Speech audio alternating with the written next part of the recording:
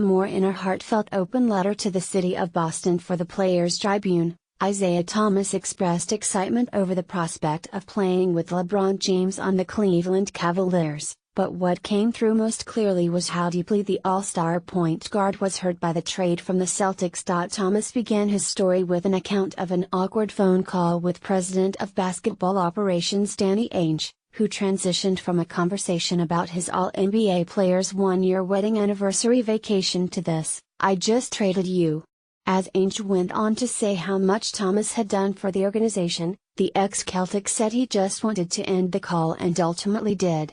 It was basically, I appreciate you reaching out, appreciate you telling me, but there's really nothing else that you or I need to be saying right now, Thomas wrote on the eve of a Cavaliers press conference introducing him and Boston teammates Jay Crowder and Andy Zizic to Cleveland. Thomas used the ensuing phone calls to his two young sons, James and Jaden, to detail the painful dichotomy of joining LeBron and leaving the Celtics. James said, LeBron James.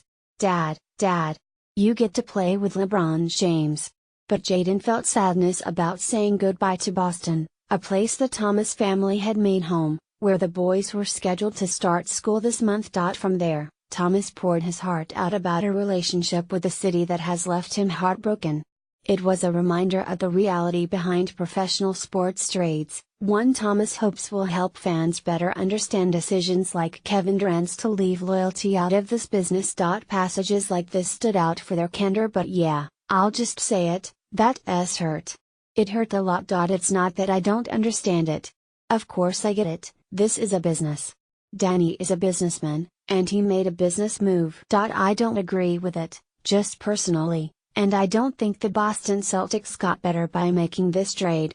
But that's not my job. That's Danny's. And it's a tough job, and he's been really good at it. But at the end of the day, these deals just come down to one thing, business. So it's no hard feelings on that end. I'm a grown man, and I know what I got into when I joined this league, and so far it's been more blessings than curses. I'm not sitting here, writing this, because I feel I was wronged. I wasn't wronged. It was Boston's right to trade me. And for every callback to reality, Thomas tugged at the heartstrings again at the same time, though, people gotta understand. Even with all of this being said, man, it still hurt. It still hurt bad. And I hope people can understand that when I say it hurt, it isn't directed at anyone. I'm not saying I was hurt by anyone, or wronged by anyone, or betrayed. I'm just saying, man, I'm only human. I may act like a tough guy on the court. And I may seem like I have ice in my veins when I'm competing. But at the same time, it ain't ice, really. I got blood and I got a heart like everyone else. And so when I say this hurts, man, just know that it isn't because of anything anyone else did.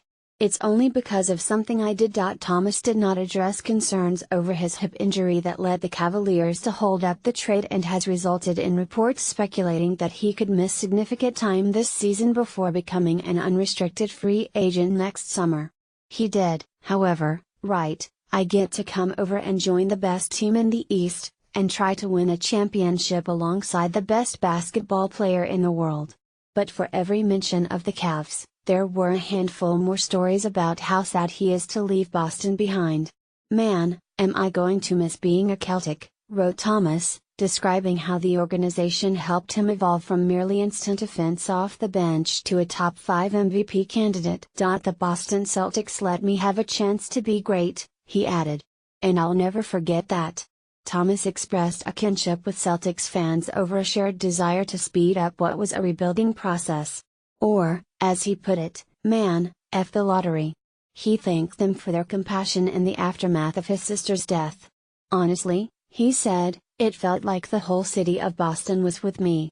He wished he could have been to the Celtics what Tom Brady is to the New England Patriots or David Ortiz was to the Red Sox.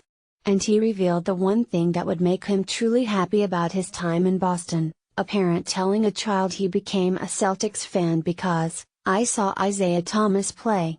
But for anyone in Cleveland who might be feeling a little left out right now, Thomas left you with this: of course, being on the team the East runs through now, I won't lie, it's some mixed emotions. because that was our goal in Boston for so long, get through the Cavs, and win the East. And I know that's still Boston's goal. But now, it's like, I'm the one who has to stop them from reaching it.